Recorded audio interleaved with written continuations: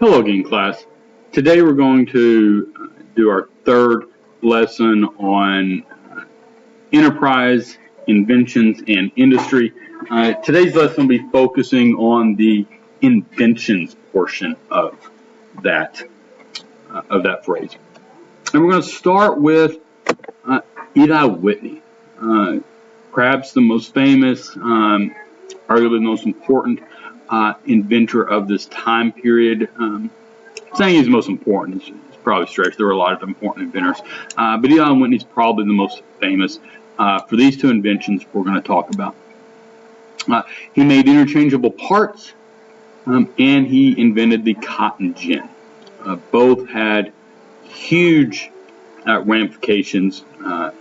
For instance, the title of this slide, More Guns and More Slaves.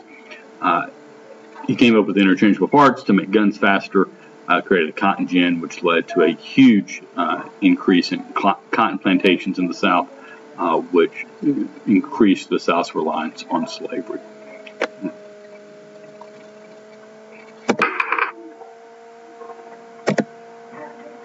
All right, so first let's talk about interchangeable parts.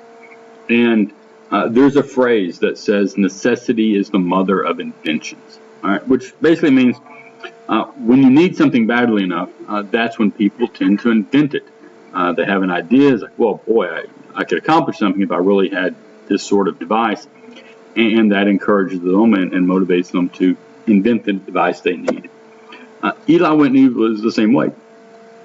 The U.S. Army gave him a contract to make 10,000 muskets.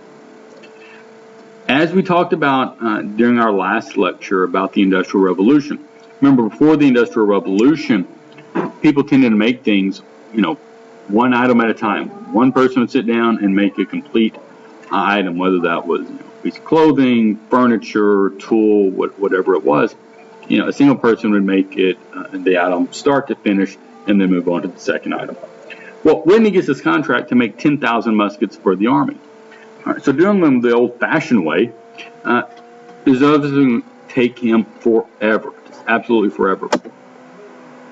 All right. Because at the time, guns, like all other goods, were made one at a time by a single person. Which also had the added problem is they were all slightly different. All right, because something is being made from scratch, start to finish, it's going to be very, very slightly different than something else made completely from scratch. It might be similar, but there will be slightly different problems or slightly different parts, which causes problems when you need to replace one of those parts. So Whitney comes up with the idea that to make the guns faster, he comes up with this idea of interchangeable parts. Okay, and these mean identical parts that can be replaced. All right, so you see this diagram I have on the right, or that illustration. All right, so look at how many different parts were in the musket. And again, before 1797, someone who wanted to make a musket would have to come up with or make each of those parts and put the musket together, and they would do that one step after the other until you had a single musket. But Whitney's idea was like, well, let's make all of these parts separately and make them identically. Okay, so however many parts goes in the musket, if I need 10,000, then we'll make 10,000 of each of those parts separately. So 10,000 scope, 10,000 of each of those little bolts and brackets. All right. And so we made 10,000 copies of all of these various parts you see there on the right. And so the added benefit of it was you didn't need someone necessarily skilled in carpentry or blacksmithing, anything like that to put the gun together. Anyone could take each of these parts and assemble the gun from scratch. All right, so does this remind you of any particular store? Think about, I don't know how many of you have ever shopped at IKEA, okay, or your families have shopped at IKEA. This is sort of what IKEA does. They put a bunch of parts in a box and they sell you the box and you have to put the furniture together yourself. All right. That idea, that IKEA's whole business model is based on this idea of interchangeable parts that goes back to Eli Whitney.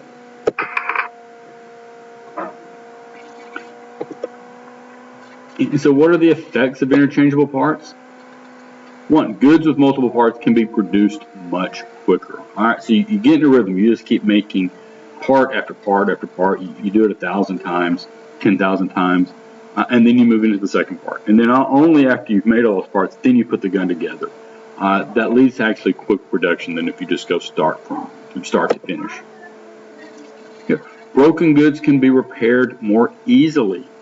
Okay, before 1797, before the Industrial Revolution and the idea of interchangeable parts, if something broke on a piece, you either had to fix that particular part, or often just throw away the whole piece, because again, every good was made from hand and from scratch by hand, and so every good was slightly different.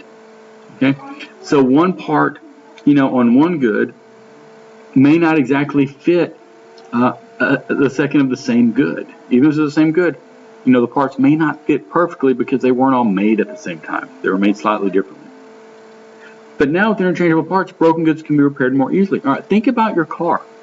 Okay, have any of you, your family's car ever had a dead battery or a problem with one of the cables or spark plug or something like that? You don't have to replace the entire engine. If it's a battery problem, you just take out the old battery and put in a new battery. If it's a timing belt or some sort of belt that's in the car engine, again, you don't have to replace the whole engine. You just that one part. Okay, because those parts are interchangeable and they're mass produced, you just go to the auto parts store, buy a new battery or timing belt or whatever the problem is, take the old broken piece out, put the new good piece in, and voila, your car is as good as new. 3, goods can be made by unskilled workers, and unskilled workers tend not to charge as much for their work as skilled workers. All right, again, we talked about this with the invention of the machines or the use of machines to make things in the Industrial Revolution.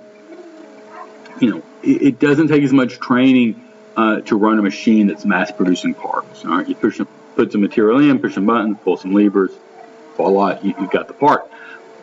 But if you're building a tool, a machine, a gun, whatever it is from scratch, you need to have certain skills. It's going to take longer. It took you longer to get those skills, and so the price is going to go up. And then because you have factories and new machines and interchangeable parts all combine to allow for what we call mass production.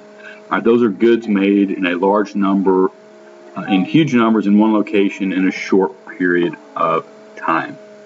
All right, again, think about if you've ever gone, into an auto parts store or something, with your parents.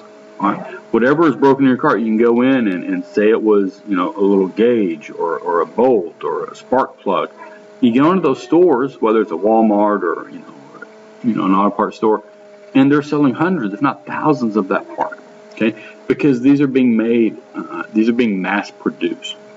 Okay, and this allows goods to be made more fast and more cheaply, but also to be repaired much faster and cheaply.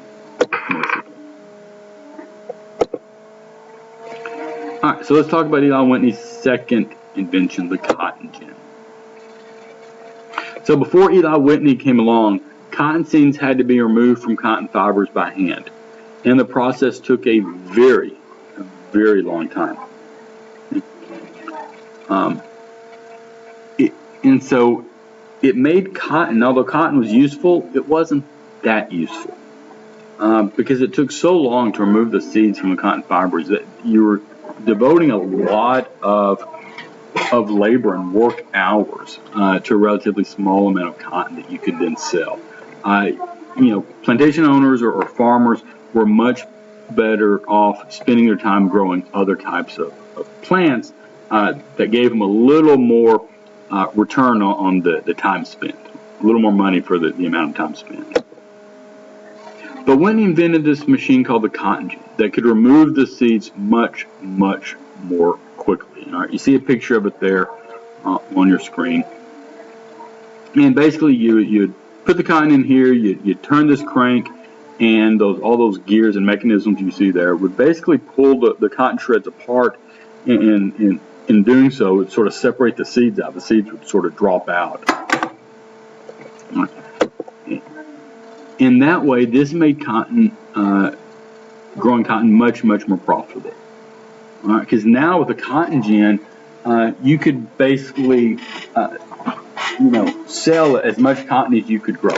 All right, you didn't have to take this very time intensive task of separating those seeds out by hand. Yep. And the downside, the very, very large downside of this is that most cotton at the time was grown and picked by slaves. All right. So farms and plantations started using even more slaves than in the past. All right. Once they realized how much money could be made from all this new cotton they were growing, then they would expand their plantations and require more and more slave labor. Another thing driving this demand for cotton were all the textile mills in the north. All right, because these textile mills could now take cotton and turn them into cloth so much more fast, so much more quickly than the old way of doing it by hand. Then you had a lot higher demand for cotton. And basically, the northern factories were able to basically handle however much cotton could be grown in the South. And so the South was very much motivated to spend more and more or take more and more land, devote it to cotton, which required more and more slave labor. All right, so there was very much a negative impact from the cotton gin. Right? And so at this point, we always have to remember sectionalism, because that meant more and more slaves were working in the South. And so the South became that much more dependent upon slavery economically, which is why they were ultimately willing to go to war to try to preserve it, because it was the basis of their whole economy. Whereas in the North, slavery was basically illegal by this time in almost all of the North. Okay, so again, sectionalism is reinforced by the cotton gin. So hopefully you're seeing these impacts of the Industrial Revolution and these inventions. Right? They are creating, in certain cases, more sectionalism, and so they very much contribute to the causes of the Civil War. All right, so let's review or summarize this. The effects of the cotton gin: more people moved west to work on cotton farms. Okay? In the West, we're talking about Texas, Mississippi, Arkansas. That was now the western part of the United States. And people moved in those places to work on cotton farms, which then led to Native Americans losing their land as more and more white Americans moved into western lands. They forced more and more Native Americans off of their traditional homelands. As we've already said, farmers began focusing more on cotton than other crops, which led to especially southern and also western farmers using more and more slaves to grow cotton. So once again, think about sectionalism. So slavery is going to follow cotton, all right, which means the states that ultimately secede at the beginning of the Civil War are going to follow cotton. Okay? I don't know if there still would have been a Civil War without the cotton gin. Quite possibly. The South had been relying on slavery for far longer than the cotton gin had been around. But the cotton gin certainly didn't help matters. It certainly didn't do anything to solve the slavery problem without war. Okay, so understand again. I talked about this on a few lectures ago. When we think about history, we tend to focus on one thing at a time, but in reality, everything's connected together.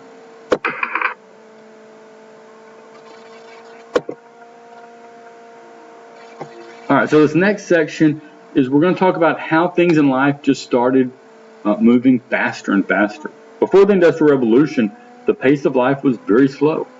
All right, the fastest people could travel was basically how fast a horse could run. And obviously there's a set limit that a horse can run before it gets tired. All right, so people, news, goods could only travel basically as fast as a horse or a sailboat could travel. Okay, things started changing in the Industrial Revolution at that point, though. For instance, in the 1840s, a guy named Samuel Morse invented the telegraph, which allowed people in faraway places to communicate with one another. Okay. All right. And what happened is, and you see a picture on the right, the telegraph would send electrical pulses across a wire. And so it picture, today when you're driving through town, you see telephone wires, lining a lot of streets. Well, it was the same type of deal there, but instead of telephone wasn't going to be invented for another 40 years or so. But they were telegraph lines. And so electric pulses would be sent across these wires. And so to understand the electric pulses, Samuel Morse had to invent a code. That's where we get Morse code. All right, and basically it was a series of either short or long beeps would stand for a certain letter. Right? For instance, one, and again, I'm making this up, I don't have a copy of them in front of me, but say one short beep would be the letter A, but a short beep with a long beep followed would be like the letter B or something like that. Again, those aren't exactly right, but it was something like that. That was the same type. That was the type of system he used. I don't exactly know. I don't know Morse code, so I don't know which is the A and which is the B. But it's that type of thing. You would count the number of beeps and how many were long and how many short and what order, and you'd have a letter. So you obviously have 26 of these. So the impact: people can now communicate much faster.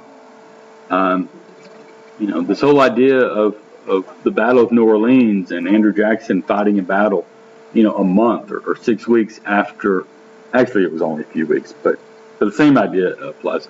A few weeks after the War of 1812, it actually ended via a treaty in Europe. That's not going to happen anymore. All right? Once wars end, you can send telegraphs and people know, and so they quit fighting once the treaty's been signed. That obviously didn't happen during the War of 1812, but it happened now.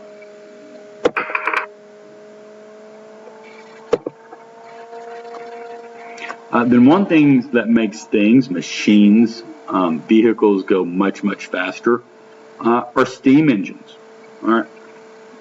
Scientists and engineers figure out how to use steam as a source of power.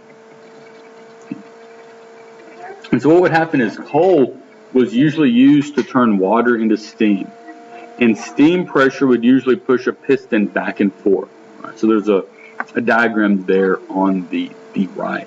All right, and if you see in that diagram, and if you can see my cursor moving here, maybe you can, maybe you can't.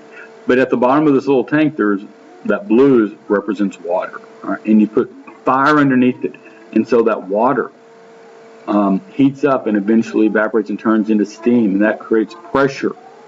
And it goes into these little tubes over here, which pushes this valve up and down, which moves the arm back and forth, which turns this wheel, which creates energy and power. All right, so where are these steam engines used? Pretty famously on ships. All right, in 1807, Robert Fulton invents the steamship. And he uses steam engines to power boats. We've talked, if you remember, we've talked about this once before in the Supreme Court case of Gibbons v. Ogden. Remember, that was a battle over whether New York or the federal government could control who operated steamships on the Hudson River. And remember that case? And ultimately, John Marshall and the Supreme Court rules in favor of the federal government. Well, that all arises out of this steamship that was invented by Robert Fulton. Because now you don't need the wind to fill up a sail and to move a ship or to row it. You can use steam engine to power the ship, and so they can go much faster. They can go both against the current and with the current, the same speed, more or less. And so people and companies in distant cities could start doing business with each other much, much more easily because both people and goods could travel farther and faster.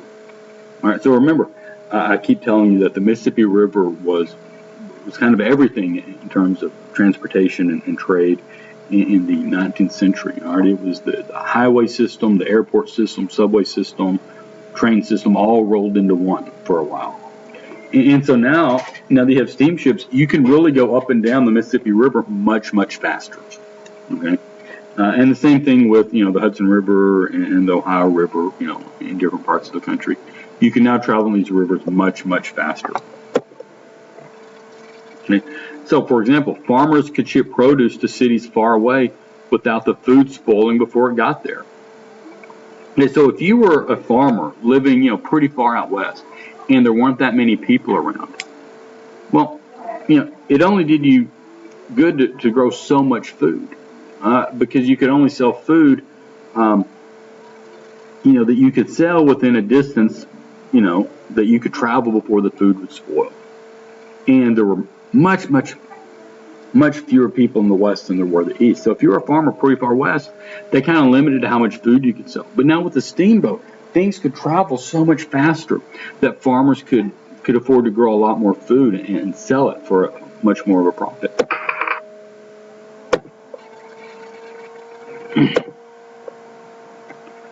Okay, now obviously steamships, they need water, and there were a lot of rivers obviously in the U.S., but they don't go everywhere.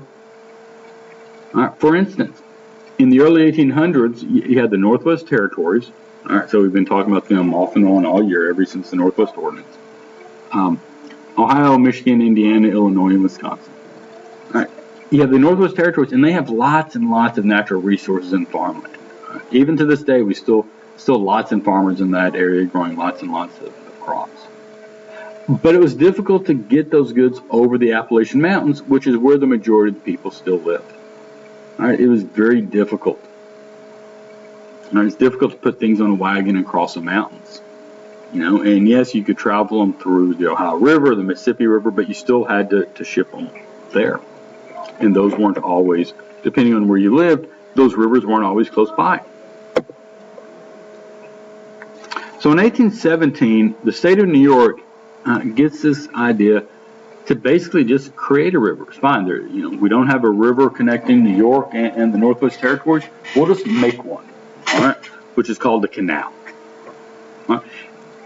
And so they build this canal, 300 miles long, which connects the Great Lakes, all right, specifically the top of Lake Erie. That's why we call it the Erie Canal, to the Hudson River. And if you look on this slide on the right, the Hudson River, let me see if I can draw a line on it here. All right, this is the Hudson River right here. It basically travels extremely north-south, basically from Canada almost straight down to New York City. Okay? And so what the state of New York did said, well, we need a way to get things from the Northwest Territories over here to New York City over here. So they built the Erie Canal. All right, and it connected the Hudson River to the Great Lakes. So now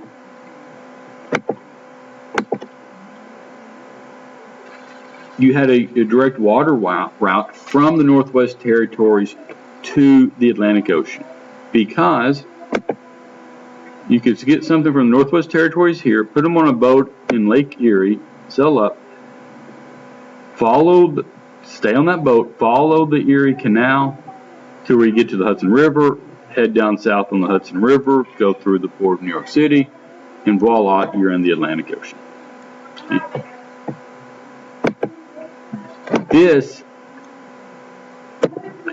made New York City into a commercial giant, because now so much goods from the part of the country west of the Appalachian Mountains, particularly the Northwest Territory, and the Atlantic Ocean, everything now went through New York City because it would travel along the Erie Canal to Lake Erie and the Great Lakes region and the Northwest Territory.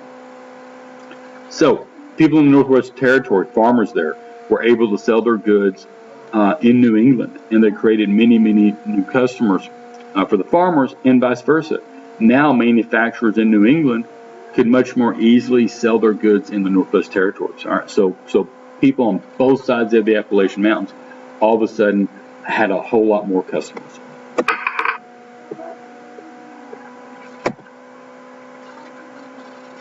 Something else that relied on steam engines were trains. Okay? America started relying on trains in the 1830s. And at first, it was just in a few small areas. You only had a few relatively small number of miles of track laid down. But as the century went on, you had more and more parts of the country being covered by trains.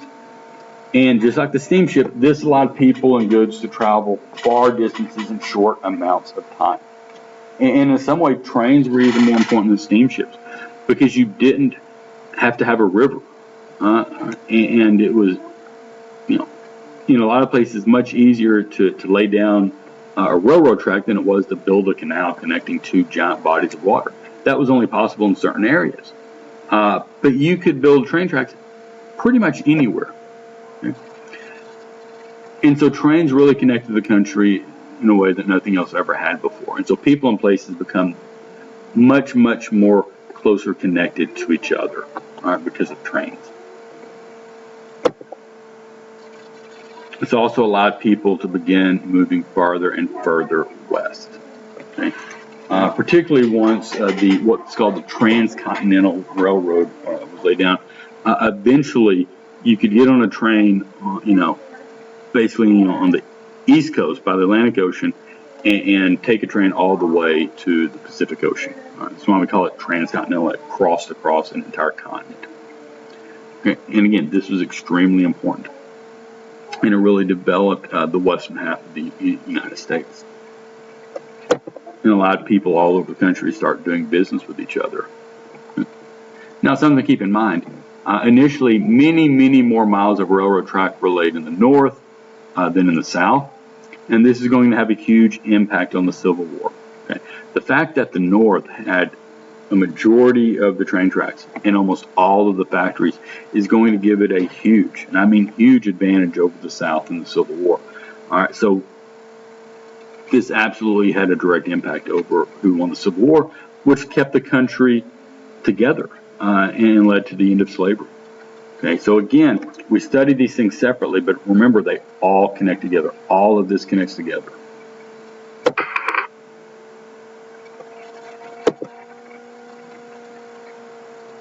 All right, the Industrial Revolution also made it easier to grow food. For instance, John Deere. Many of you have probably heard of the John Deere company. It's named after, this guy who was inventing things a couple hundred years ago. He invented the steel plow. Okay? A plow is something that sort of tills up or tears up the ground that you then put your seeds in when you're farming.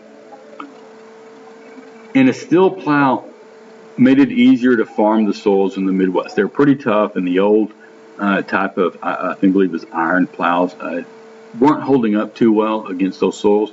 But John Deere invented a steel plow, which was able to till up that land much, much easier, which again made it easier to farm, which made farming more profitable, which caused more people to move from the east to the west. Right, remember this theme we keep coming back to. This course is all about America and people moving west. And all of these things, the railroad, the steamship, the steel plow, they all encourage people to move west because it makes getting to and from places easier. It makes shipping goods to and easier. And in case of steel plow, it makes growing things out west easier. Another invention that helped farmers was the McCormick Reaper.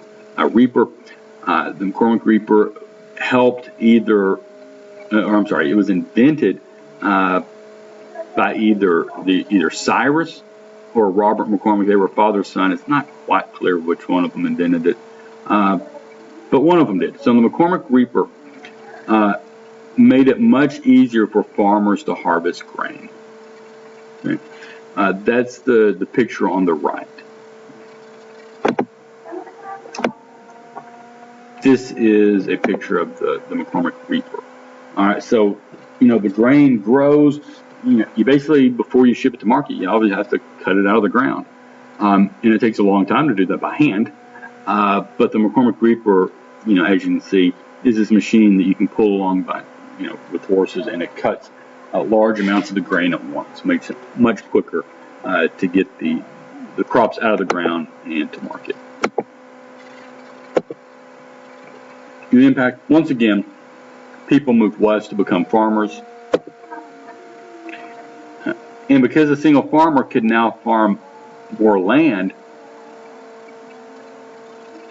fewer people had to work as farmers,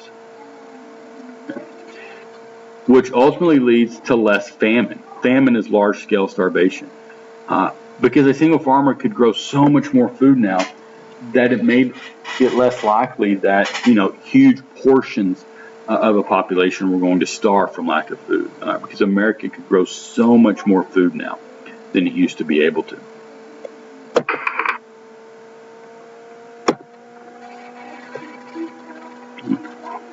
Now, with all of these new inventions and new machines being built, you had to have steel, to make the machines.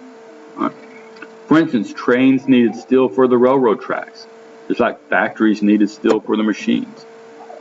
And this guy named Richard Bessemer invented a cheap way to mass produce steel, known as the Bessemer steel process.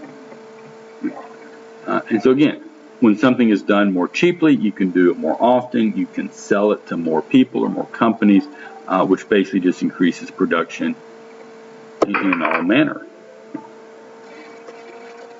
And finally, the last invention we'll talk about, dynamite. All right, so with all of this new invention and machines and industry, factories and machines needed minerals, minerals that would go into the use and creation of these devices and machines. But the problem is trains couldn't necessarily go over mountains. They needed to go through them. But it's really hard to dig a tunnel through rock. So people had to come up with a way to blast away the rock. And a Swedish scientist named Alfred Nobel invented dynamite in the 1860s. And so what was the impact? One, workers could more easily blast through rock. Like in the picture, all right, so you see Wile E. Coyote blasting a hole in the rock, and there on the right, you now have a tunnel that you can put a train track through. But the problem is people started using this dynamite as a weapon. All right. And Alfred Nobel felt horrible about this. This was not his intention. He didn't want dynamite to be used as a weapon. So, but he made a lot of money from inventing dynamite. So he used this money to fund a prize that's awarded to people who advance peace and science. Right? So if you've ever heard of the Nobel Prizes, the Nobel Peace Prize, or the Nobel Prize for Literature, the Nobel Prize for physics or medicine, this was started by the guy who invented dynamite, in part to make himself feel less guilty that he basically invented what can be used as a bomb. But even when it's not being used as a weapon, there were very much important industrial uses for dynamite, like blasting through the rock, as we see in these pictures. All right, so that's the end of the slideshow. So if you take away from this, the Industrial Revolution made it easier to move people, move goods, and to make things much faster, much cheaper, which really both connected the country together and turned our country from a kind of a slow-paced society where everybody's just waiting on crops to grow to where people are building and moving and creating things at a much, much faster pace. So once again, the Industrial Revolution, these inventions absolutely changed the way people lived in a fundamental way, and you can't underestimate the importance of them.